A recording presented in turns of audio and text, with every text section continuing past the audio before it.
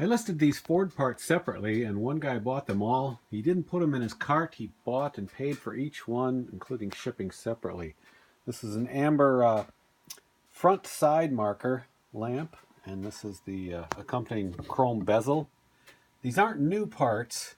There's just a little bit of wear to them, but they did come in the original boxes. And he paid $60 for the lenses and $50 a piece for the chrome bezels. This is a vintage toy set. It's called the Tournament of Thrills, and it features this little Mustang. Got that weird center wheel to power it, and I guess it jumps and does all sorts of fun things with Daredevil Dan. And this sold for $100. I picked up a Settlers of Catan game and this expansion set at a garage sale along with a couple other games for just I believe I paid $8 for about 4 or 5 games and a couple of partially deflated footballs for Norman, who you can hear barking out there. But this is a Settlers of Catan's 5 to 6 player expansion.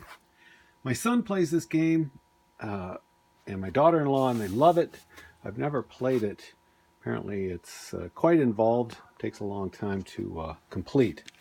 But this has been opened just like the game was, but none of the cards have been, the lingo they use in the gaming world, punched. These little cardboard pieces punch out. So I see that in listing titles all the time, that the game is open but unpunched. And that's what that means. And in any case, this little expansion set for the game sold for $40. Another dealer promo car sold. This is a 1966 Ford Fairlane. And this one is in excellent condition, and it sold for $120. This is one of those Danbury Mint productions. It's a die-cast model of a 1957 swept side Dodge pickup. And although not new, it's a collectible, not played with kind of thing. And this sold to a gentleman in China via the global shipping program, Beijing as a matter of fact, for $80. These are a pair of 7-inch empty reel-to-reel tape reels. Obviously one red, one blue. The colored reels are kind of uncommon, and when I uncovered these from all the tapes I bought, I listed them at $25 a piece. I've sold a couple, and one gentleman bought one of each of these for $25 each.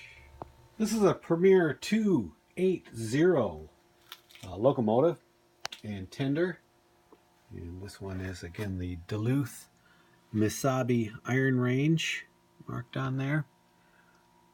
And anything marked Duluth, Misabi, or Northfield seem to sell to people in Minnesota, as those were Minnesota-based companies. But this little HO locomotive, which is used but still retained the original packaging, sold for $130. This is a North Dakota State Patrol hat, trucker hat. Looks like it's never been worn. Bought this last summer and priced it at $25, a little higher than your average trucker hat, but I didn't think this patch was going to sell real quick, and it did take quite a while, but I did get full price at $25. This is a small bench vise. It's a 3.5 inch made by Great Neck, and I've had this up for sale for quite a while, and I think I know the reason why. I got a message from somebody asking if I could ship this in a flat rate medium box. And I looked at my listing and I only had it by weight and dimension. And obviously these are very heavy. And so once I made that adjustment, the guy bought it right away. Let's see if I can't send it even cheaper than medium rate in a regional A box. $25. This is a vintage postcard, linen type postcard of the state capital of Arizona, which is Phoenix, by the way. That's what I know. And I put this up a couple years ago when there was lots of talk of postcards on the podcast, but this is the first one to sell. I obtained a bunch of these at the auction in a box lot. So I put a bunch of state capitals up.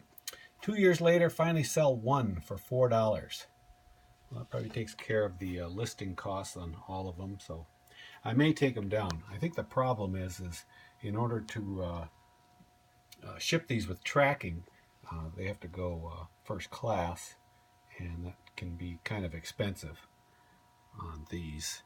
This sold for $4. This is a lot of 5 vintage Scotch cassette tapes. This is their higher end chrome bias Master 3 and Master 2. And I put these all up together for sale for $40, and I got an offer of $30 after being up for almost 2 years. So I took that right away. This is another one of those dash mount compasses, vintage style.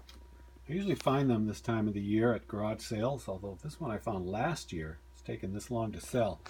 This one was made by North Star, and it was a giveaway for the Moose Lodge. And brand new, still in the box. And like I said, after about a year, it finally sold for $55.